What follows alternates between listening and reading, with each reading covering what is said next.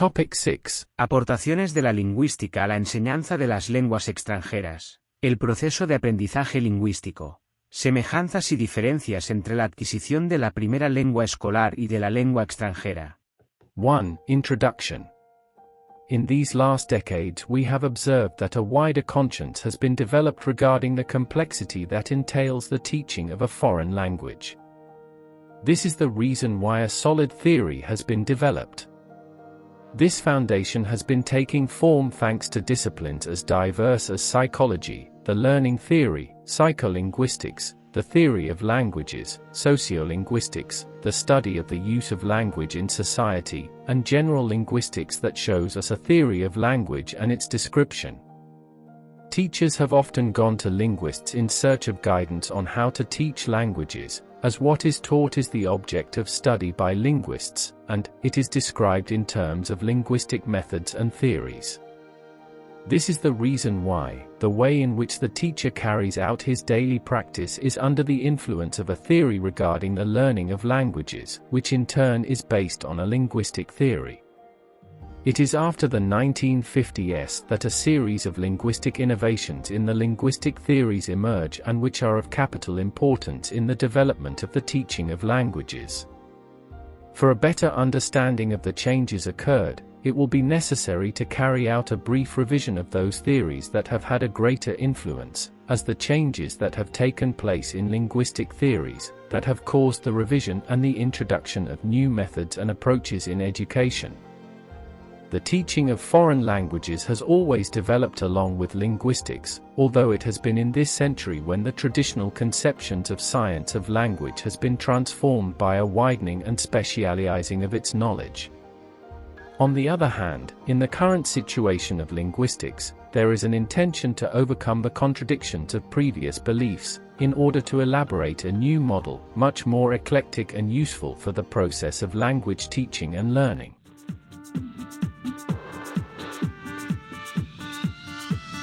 2. Objectives.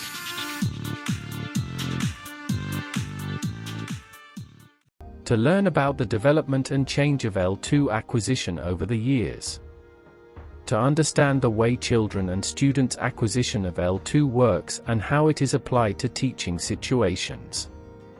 To recognize the factors which determine that students will or will not learn L2, and in consequence be able to act accordingly.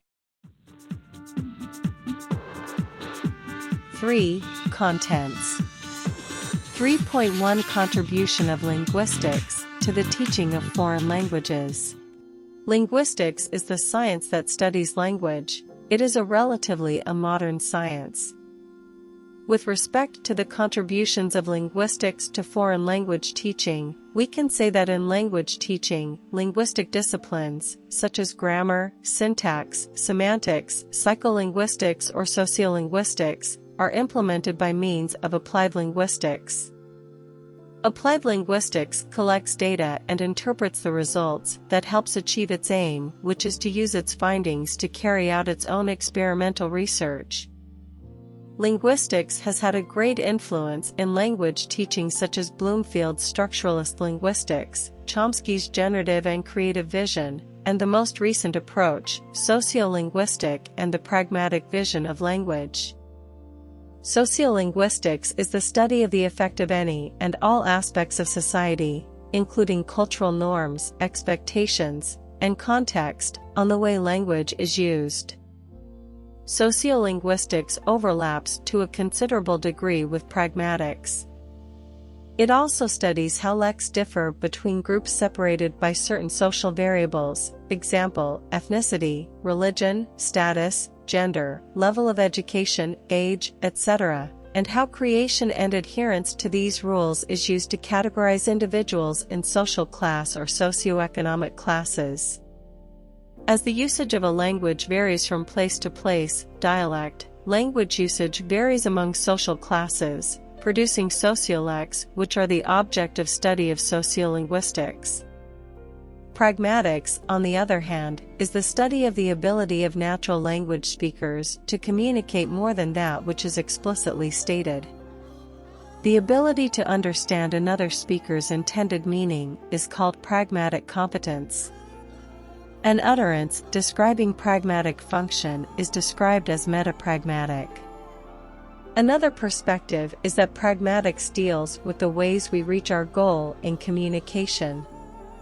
Pragmatics is regarded as one of the most challenging aspects for language learners to grasp, and can only be truly learned with experience. Applied linguistics has to do with all these theories and with analyzing how they can be useful in language teaching to proceed afterwards with their pedagogical application. 3.1.1 Research on Second Language Learning and Acquisition. As for the research on second language learning and acquisition, there has been a deep change in the way second language acquisition has been conceived and the nature of man's linguistic faculty. Behaviorist theories in the US conceived a child's mind as a tabula rasa, blank state, and the child acquired his first language by accumulating stimuli answers and by reinforcing the correct answers. But, as Chomsky observed, this theory did not explain how a child was able to produce sentences that he had never produced before. Chomsky's generativist theory is the view that humans have an innate language faculty, and that the universal principles of human language reflect intrinsic properties of this language faculty. In learning their native languages, children acquire specific rules that determine the sound and meaning of utterances in the language. These rules interact with each other in complex ways, and the entire system is learned in a relatively short time and with little or no apparent conscious effort. The most plausible explanation for the success of human language learners is that they have access to a highly restrictive set of principles which does not require, or permit, them to consider many alternatives in order to account for a particular construction, but instead limits them to a few possible rules from which a choice can be made, if necessary, without much further evidence.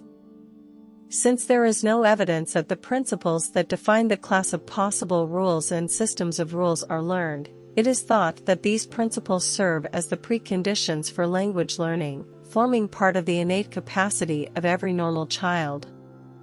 Viewed in this light, the principles we are attempting to discover are part of the genetic endowment of all humans. It follows that an understanding of these principles is necessary to an understanding of the mental makeup of the human species. Also, as Himes pointed out, the problem was that the behaviorist theory was based on observing the system itself and not using it. He talked about a term coined by him, communicative competence. This linguistic term refers to a learner's L2 ability. It not only refers to a learner's ability to apply and use grammatical rules, but also to form correct utterances, and know how to use these utterances appropriately. The term gathers the view of language learning implicit in the communicative approach to language teaching. He states that the student learns through the process of communicating. The student that takes a risk will be the one that learns most, since he is subjecting his system to continuous risks and challenges, whereas the learner who does not take any risks and communicates only what he knows will not progress quickly. The teacher should find a system that will enable his students to produce correctly what they are asked for, but with a flexible and understanding attitude towards mistakes. 3.1.2 Some contributions of linguistics to language teaching. In this respect, we can foreground the ASTP, Army Specialized Training Program in the USA, created with the advent of the Second World War before there was need for people to speak and understand different languages. The program stressed the acquisition of conversation above all else. In Europe, language teaching was slowly changing, and linguists were mainly concerned about oral language as a means of communication. Emphasis was laid on what was heard or said, thus developing the oral/oral method, with conversation as the main focus of the class. A method that became popular was the so-called mimicry/memorization. Bloomfield and the linguists who prepared the courses gave this method great importance. Finally, the application of structuralism in language teaching was developed after the Second World War. There are 4 common ideas regarding structuralism that form an intellectual trend. Firstly, the structure is what determines the position of each element of a whole. Secondly, structuralists believe that every system has a structure. Thirdly, structuralists are interested in structural laws that deal with coexistence rather than changes. And finally, those structures are the real things that lie beneath the surface, or the appearance of meaning. The structuralists studied structures of the first and second language being studied, and analyzed which structures were similar and which ones caused interference. The vast majority of language learning texts used today are still based on structuralist principles. 3.1.3 Linguistic bases that influence the methodology of a foreign language.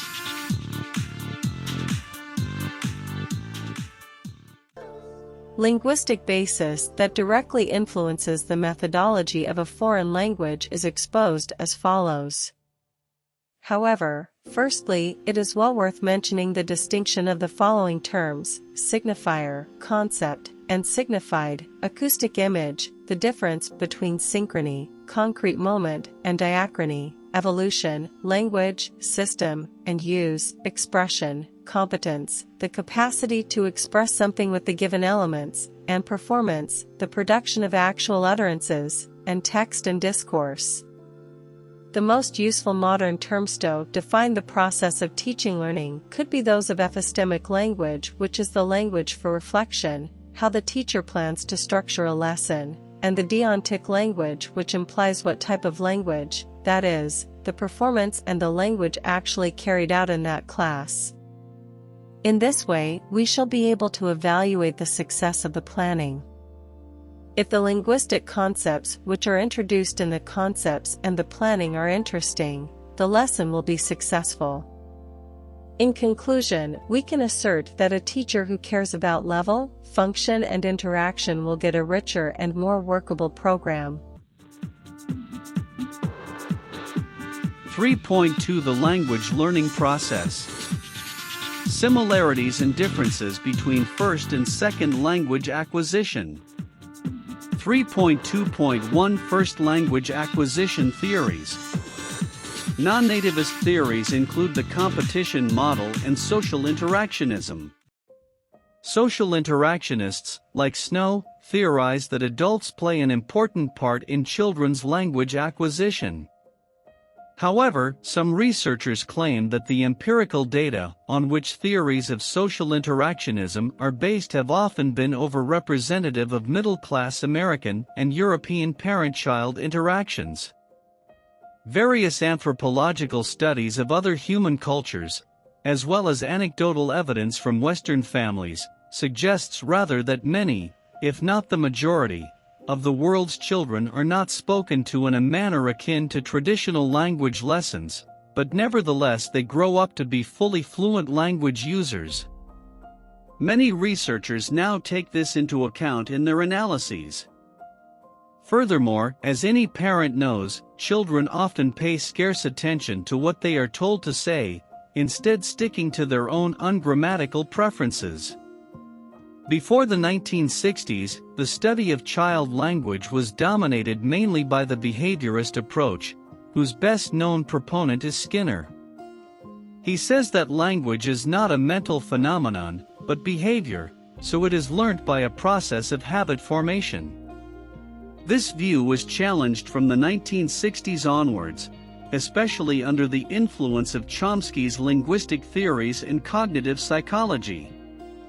He states, as it was previously said, that language entails a complex system of rules that enable speakers to create and understand an infinite number of sentences, most of which they have never encountered before. Children learn an abstract knowledge of rules or competence, and they are exposed only to people's speech or performance. This means that the child's language is not simply shaped by external forces, it is being creatively constructed by the child as he interacts with those around him. In this sense, the difference between acquisition and learning is that the former is limited to a certain age, while the child is constructing his own grammar, testing which rules are adequate and which are not. This theory states the active contribution of the student and the role of reason or linguistic competence as opposed to the mechanism of drills. Vygotsky establishes the three main stages in the first language acquisition. At the beginning, for the child, language is only a means of external communication. Then, language becomes egocentric, external in form, but internal in function. Language is used mainly to satisfy his needs. Lastly, it is internalized and becomes verbal thought, which then guides cognitive development. When talking about the main stages of language acquisition in children, linguistics divide the child's acquisition of a language into pre-linguistic and linguistic stages. However, there is a disagreement as to what should be included in these periods. But most scholars agree that the earliest cries and whimpers of the newborn cannot be considered early language. Such noises are completely stimulus-controlled. They are the child's involuntary responses to hunger, discomfort, the feeling of well-being, etc. The babbling stage, usually around the 6th month period. In this period, the infant begins to babble. The sounds produced in this period seem to include the sounds of human languages. The role of babbling is not clearly understood, but it is absolutely clear that in order for the language to develop finally, the child must receive some auditory input. The holophrastic stage, sometime after children are a year old. They begin to use same string of sounds repeatedly to mean the same thing. Most children seem to go through the one word equals one sentence stage. The child uses just one word to express concepts which will later be expressed by complex phrases and sentences. The two-word stage. Around some time after their second birthday, children begin to produce two-word utterances like all gone sock, bye-bye boat, it ball, hi mommy, etc. During this stage there are no syntactic or morphological markers, that is, no inflections for number, tense, or person. The two words a child utters, which can later express a number of different grammatical relations, will also later be expressed by other syntactic devices. The telegraphic stage. It does not seem to be any three-word sentence stage. When a child starts stringing more than two words together, the utterances may be 2, 3, 4, or 5 words or longer. The words in a sentence are not strung together randomly. From a very early stage, children's utterances reveal their grasp of the principles of sentence formation. These first utterances of children which are longer than two words have a special characteristic. Usually, the small function words such as to, the, can, is, etc. are missing. Only the words which carry the main message, the content words, occur. Children often sound as if they were reading telegrams, which is why such utterances are called telegraphic speech. For example, Kathy build house, no sit here, car stand up table. As children acquire more and more language, or more closely approximate the adult grammar, they not only begin to use function words, but also acquire the inflectional and derivational morphemes of the language. There seems to be a natural order of acquisition of morphemes. It seems that the suffixing is the earliest inflectional morpheme acquired. Eventually all the other inflections are added, along with the syntactic rules, and finally the child's utterances sound like those spoken by adults. 3.2.2 Bilingualism and Multilingualism. Contrary to common belief, children are quite capable of understanding and moving across languages from an early age. Bilingualism has wrongly been blamed for learning difficulties in children of migrant families. Research shows that learning a second language both builds on the first language and consolidates it. Children do not become confused when they are exposed in their early years to two or more languages, any more than confusion arises when they hear two parents expressing themselves differently in the same language. Like multilingual adults, children often use words from one language when speaking the other, but this does not mean they are getting mixed up. They are simply switching between two or more modes of expression. Furthermore, a tremendous amount of research devoted to the effects of early foreign language acquisition have produced remarkable results in terms of the positive benefits reaped by those who have a second language ability while in school. Results indicate that students who have foreign language abilities are more likely to have better overall academic performance, stronger problem-solving capabilities, and score statistically higher on standardized tests than those who do not. The conclusive evidence speaks volumes on the benefits of speaking a second language. The fact that children start acquiring their mother tongue when they are babies suggests that it would be quite a good idea to take advantage of this ability to make them acquire some others. Indeed, there are people in many places who are bilingual since they were born, this occurring in families where two or more languages are spoken at the same time. Besides, we must take into account that, from a phonetical and auditory point of view, children have all the biological characteristics to be able to acquire naturally more than one language just from their childhood. In some cases, children can acquire simultaneously their mother tongue and their father tongue. However, bilingualism does not mean same lingualism, that is, both languages being used with the same frequency of time. On the contrary, their use depends on the circumstances around, and normally, one language is more often used than another. On the other hand, several researches have shown that it would be of great help for children to be bilingual since the beginning, in terms of psychological development. However, this is only possible whenever the contact with their parents' languages is as more natural as possible. If not, there may exist a possible slowing down in their acquiring process. Bilingualism is essentially the result of family circumstances, or of other natural ways of contact with different languages, such as those cases in which children live long periods of time in a foreign country, or in which two languages coexist in the same country. Nevertheless, those bilingual or multilingual countries, such as Belgium, Switzerland, Canada, or Spain, cannot always offer their citizens the possibility to take advantage of this situation when they are acquiring their first language/s. The main reason for this is that those languages often compete among them, that is, they are rivals, and people belonging to one of the linguistic communities often have a negative attitude towards the other/s, as it is case of Canada. It is in Canada where an immersion program was put into practice in 1965. The experiment began in a little village called St. Lambert, and it was completed and assessed by the psychological department of the University of Montreal. The program consisted in the alternation of French and English. Children spoke English at home, but at school, they were taught French by using it in the different subjects they had to study. This project had great relevance and has given place to a lot of research in that country.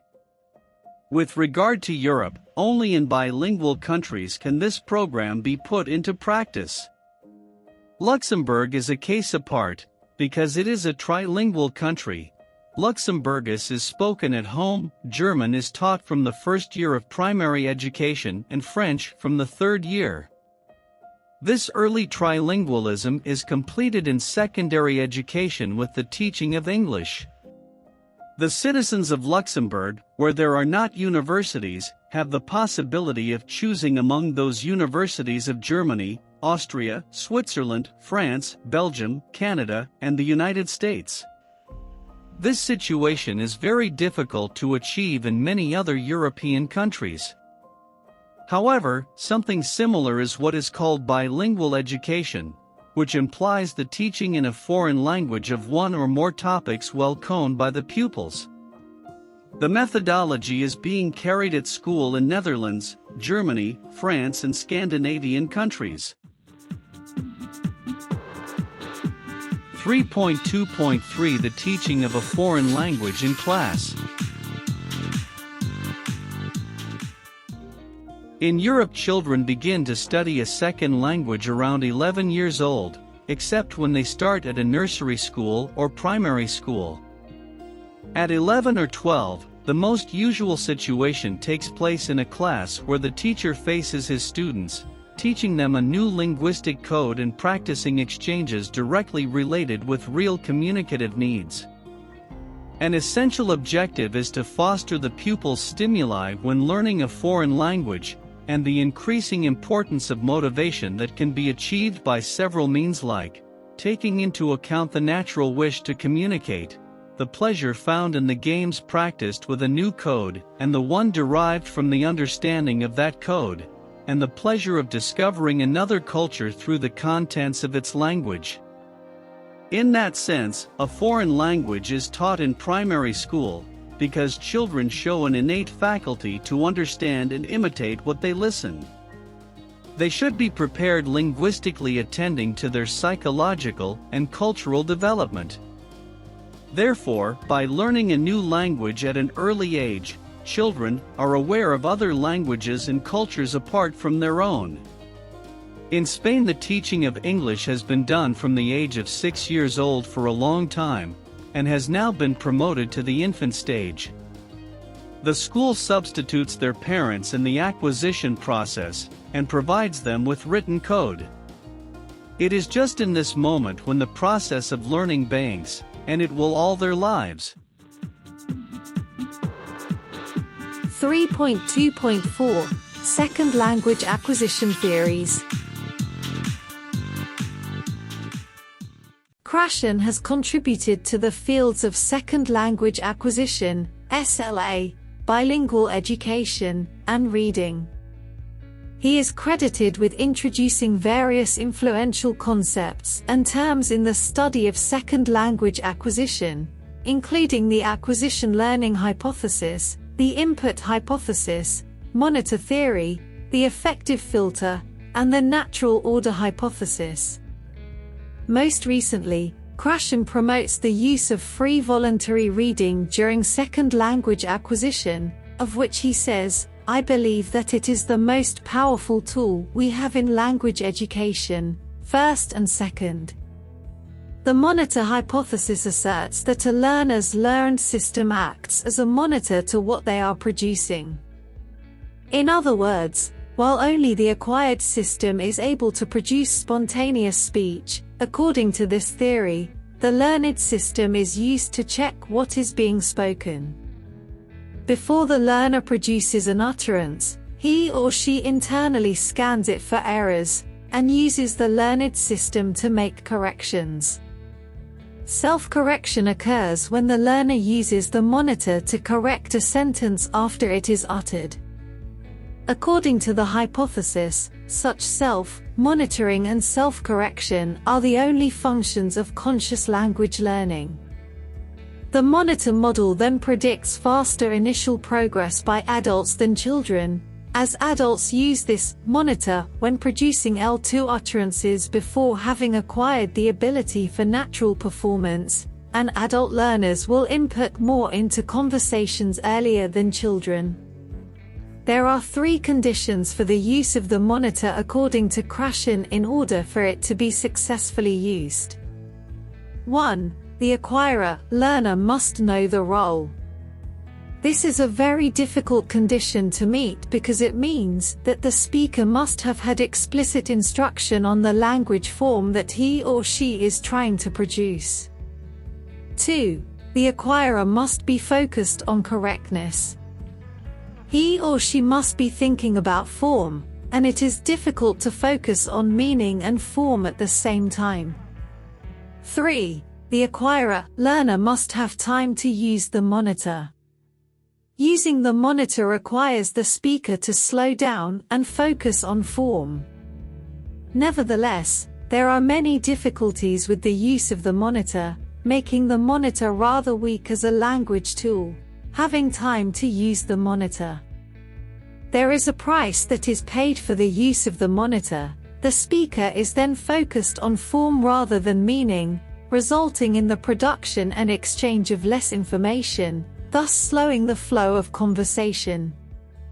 Some speakers over-monitor to the point that the conversation is painfully slow and sometimes difficult to listen to.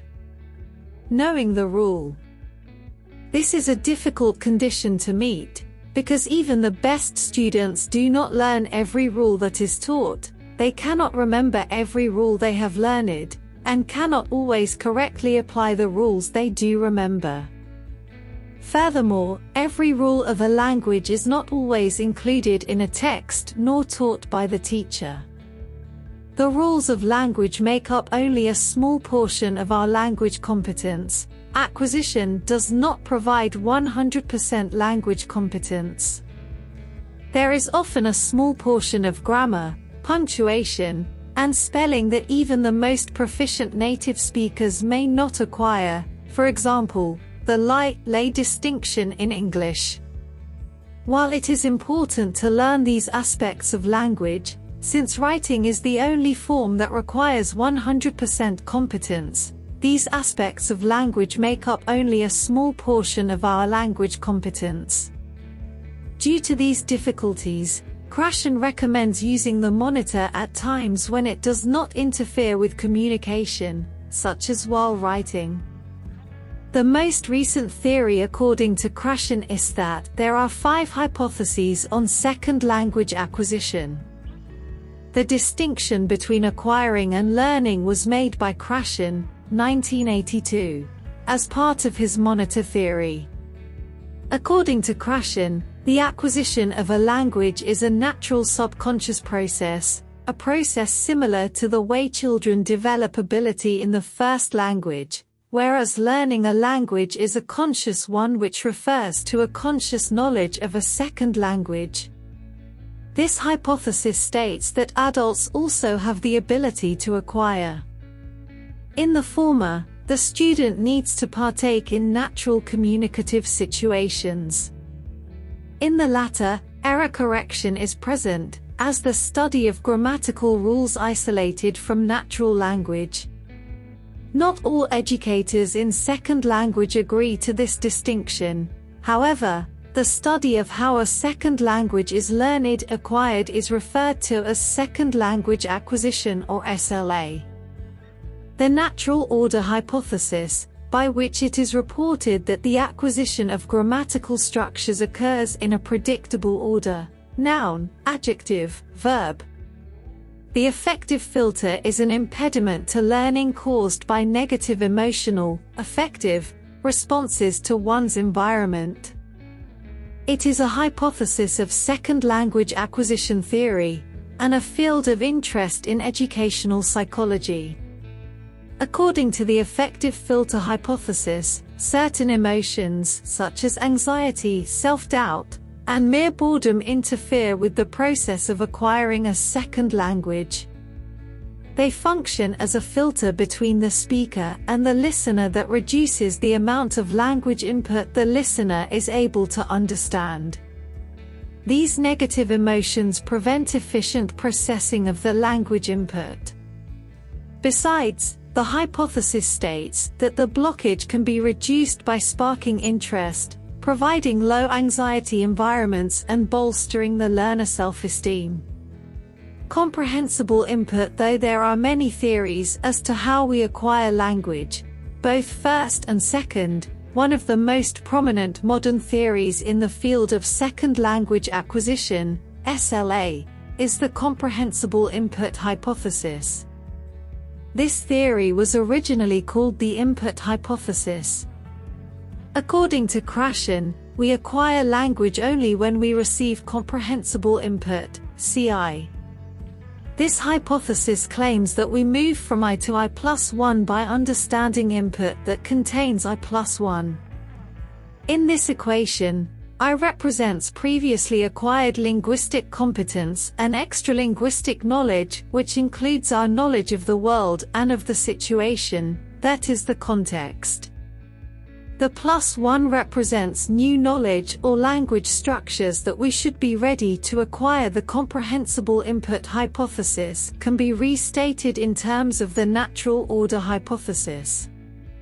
For example, if we acquire the rules of language in a linear order, 1, 2, 3, then I represents the last rule or language form learned, and I+1 is the next structure that should be learned. It must be stressed, however, that just any input is not sufficient. The input received must be comprehensible. According to Krashen, there are 3 corollaries to his theory. Corollaries of the input comprehension hypothesis.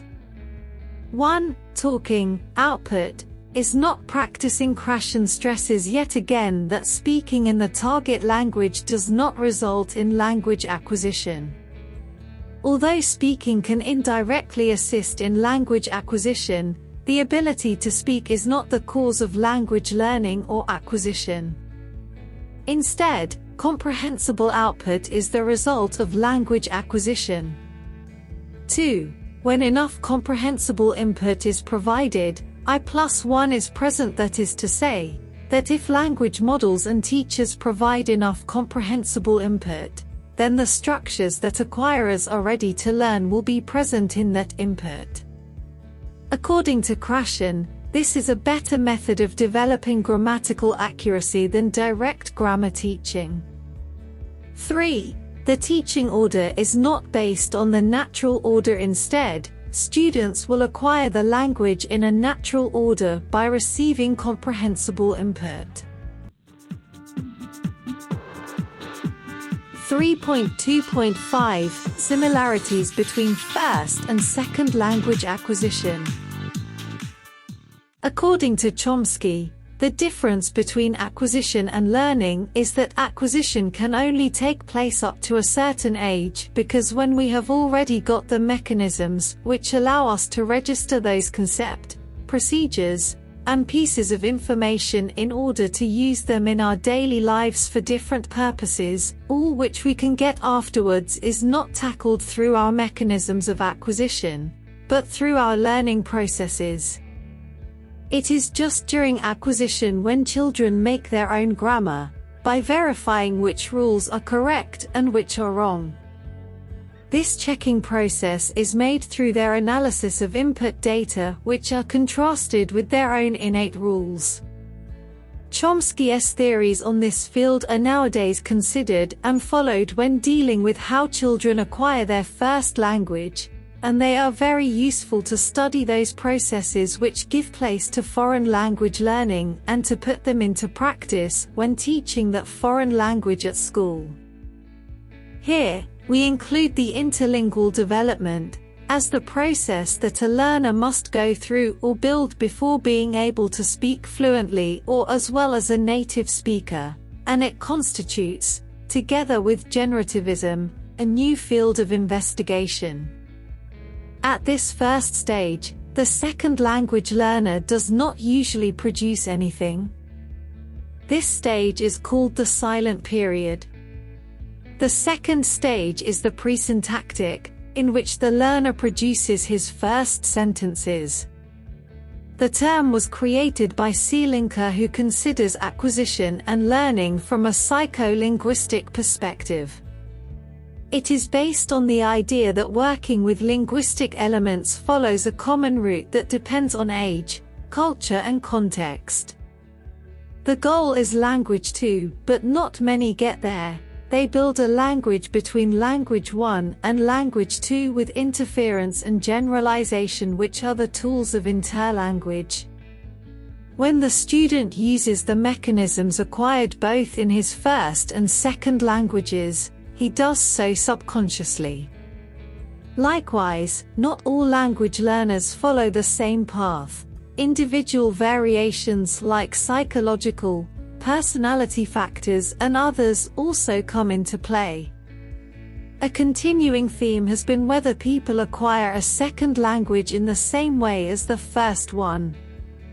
If the language 2 stages outlined above are also followed by language 1 children, both groups are probably using the same learning process.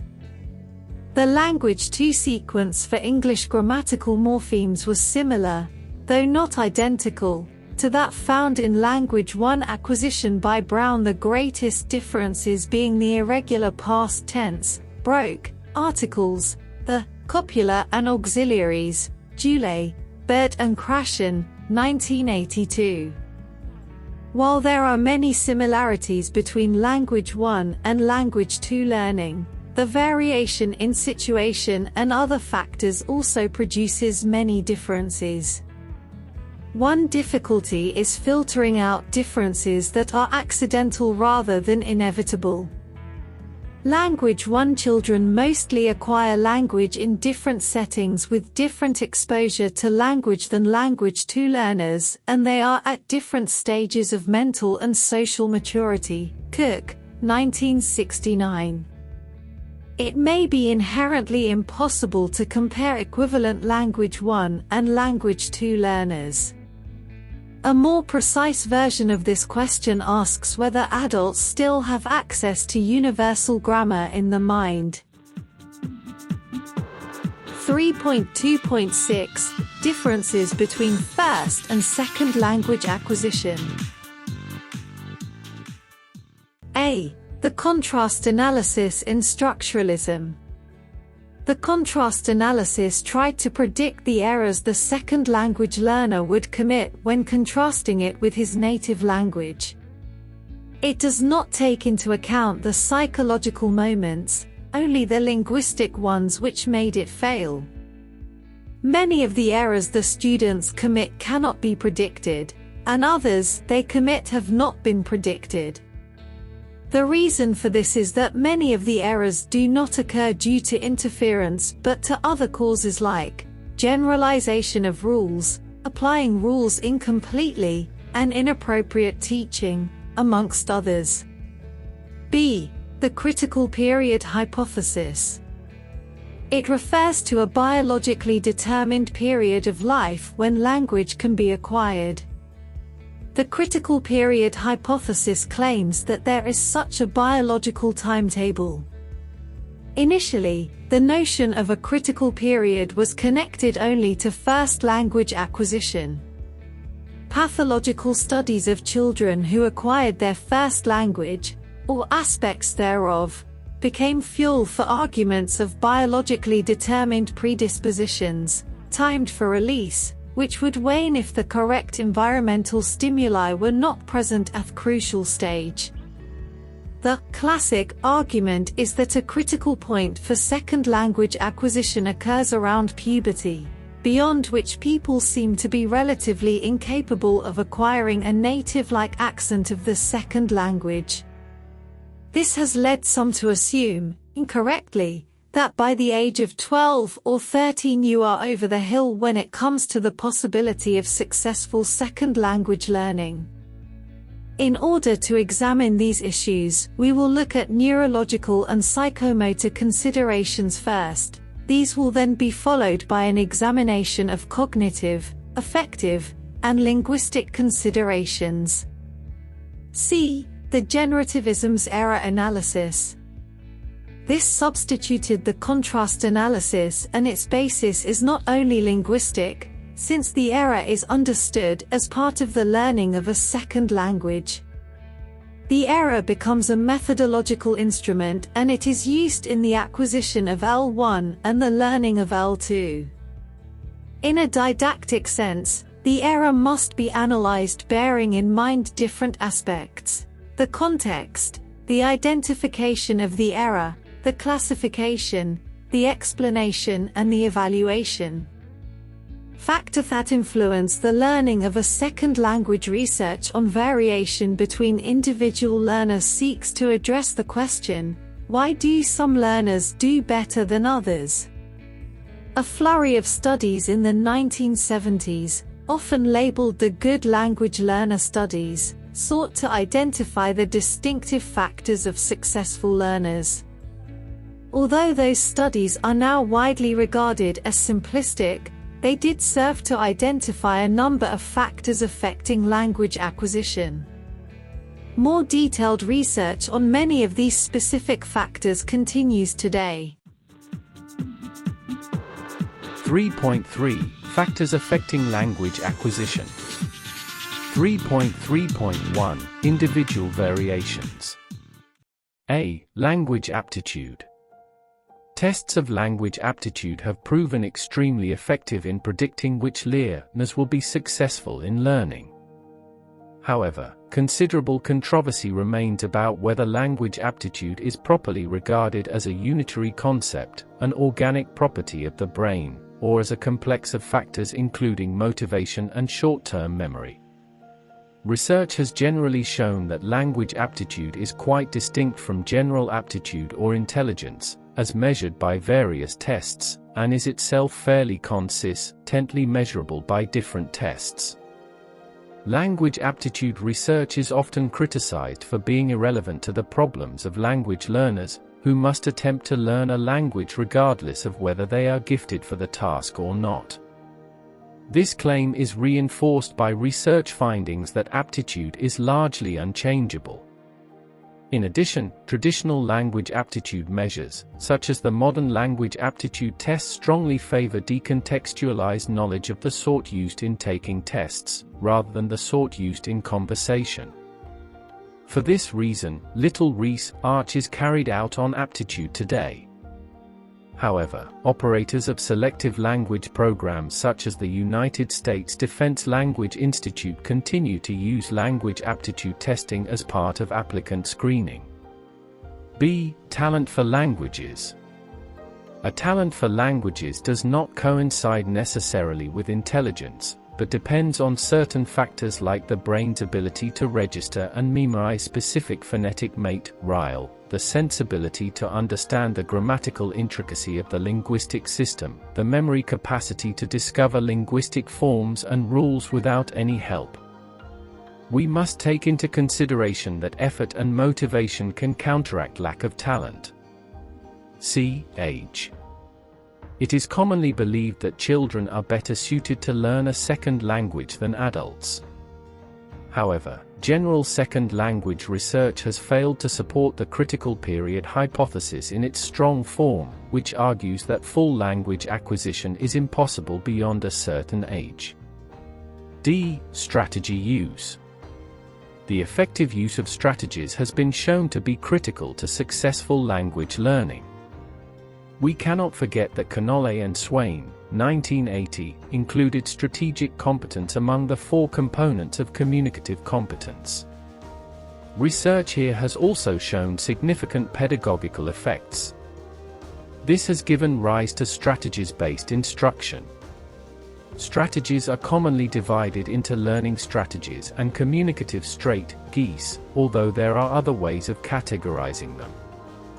Learning strategies are techniques used to improve learning, such as mnemonics or using a dictionary. Learners and native speakers use communicative strategies to get meaning across even when they lack access to the correct language, for example, by using proforms like thing, or non-linguistic means such as mime. Communicative strategies may not have any direct bearing on learning, and some strategies such as avoidance, not using a form with which one is uncomfortable, may actually hinder learning. Learners from different cultures use strategies in different ways, as a research tradition led by Rebecca Oxford has demonstrated. Differences in strategy use between male and female are related to this. Numerous studies have shown that female learners typically use strategies more widely and intensively than males. This may be related to the statistical advantage which female learners enjoy in language learning. 3.3.2 Effective factors. Effective factors relate to the learner's emotional state and attitude toward the target language. Research on effect in language learning is still strongly influenced by Bloom's taxonomy, which describes the effective levels of receiving, responding, valuing, organization, and self-characterization through one's value system. It has also been informed in recent years by research in neurobiology and neurolinguistics. A. Affective filter. Furthermore, researchers believe that language learners all possess an affective filter, which affect language acquisition. If students possess a high filter, they are less likely to engage in language learning because of shyness, concern for grammar or other factors. Students possessing a lower affective filter will be more likely to engage in learning because they are less likely to be impeded by other factors. The affective filter is an important component of second language learning. B. Anxiety. Although some continue to propose that a low level of anxiety may be helpful, studies have almost unanimously shown that anxiety damages students' prospects for successful learning. Anxiety is often related to a sense of threat to the learner's self-concept in the learning situation, for example if a learner fears being ridiculed for a mistake. C. Personality factors. Second language acquisition is defined as the learning and adopting of a language that is not your native language. Once you have acquired a foreign language, you have mastered that language.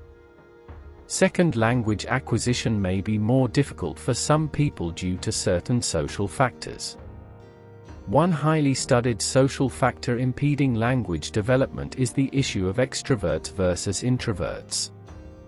Regarding this last issue, studies have shown that extroverts, or unreserved and outgoing people, acquire a second language better than introverts, or shy people.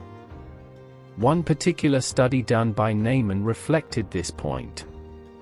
The subjects were 72 Canadian high school students from grades 8, 10 and 12 who were studying French as a second language. Neyman gave them all questionnaires to establish their psychological profiles, which also included a French listening test and imitation test. He found that approximately 70% of the students with the higher grades, B or higher, would consider themselves extroverts. Extroverts will be willing to try to communicate even if they are not sure they will succeed. Two scientists, Kinginger and Farrell, conducted interviews with U.S. students after their study abroad program in France in 2003. They found that many of the students would avoid interaction with the native speakers at all costs, while others jumped at the opportunity to speak the language. Those who avoided interaction were typically quiet, reserved people, or introverts. Logically, fear will cause students not to try and advance their skills, especially when they feel they are under pressure. Just the lack of practice will make introverts less likely to fully acquire the second language. D. Motivation.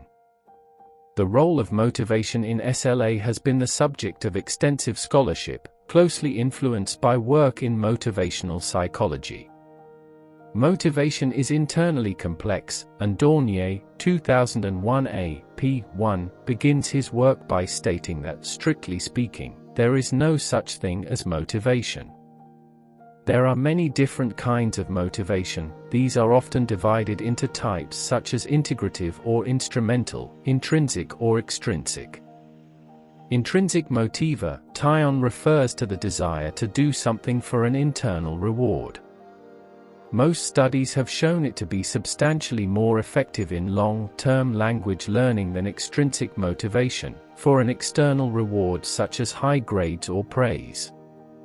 Integrative and instrumental orientations refer to the degree that a language is learned for its own sake, or for instrumental purposes. Studies have not consistently shown either form of motivation to be more effective than the other, and the role of each is probably conditioned by various personality and cultural factors. Some research has shown that motivation correlates strongly with proficiency, indicating both that successful learners are motivated and that success improves motivation.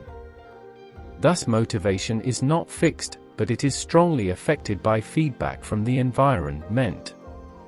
Accordingly, the study of motivation in SLA has also examined many of the external factors discussed above, such as the effect of instructional techniques on motivation. An accessible summary of this research can be found in Dornier, 2001a.